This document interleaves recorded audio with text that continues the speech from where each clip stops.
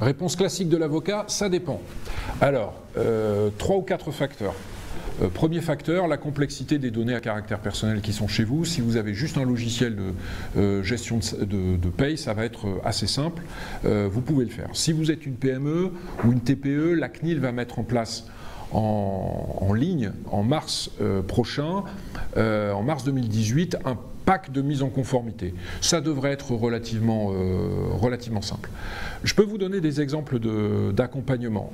J'ai accompagné une société qui est un acteur important du e-commerce, qui avait déjà une politique de sécurité des systèmes d'information plutôt pas mal, plutôt vertueuse, donc un peu de documentation à faire mais pas grand chose, un peu de politique informatique et liberté, c'est-à-dire qu'on avait déjà des droits d'opposition, des droits consentis aux internautes, et au final le plus gros du travail ça a été la révision des contrats avec les différents prestataires, les hébergeurs, etc.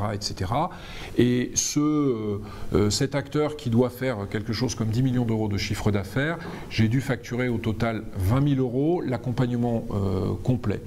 J'ai aussi une autre mission qui est en train de se terminer pour un prestataire qui est un éditeur de logiciels en SaaS, c'est-à-dire que les gens ont juste un mot de passe et par leur navigateur, ils ont accès aux fonctions du logiciel.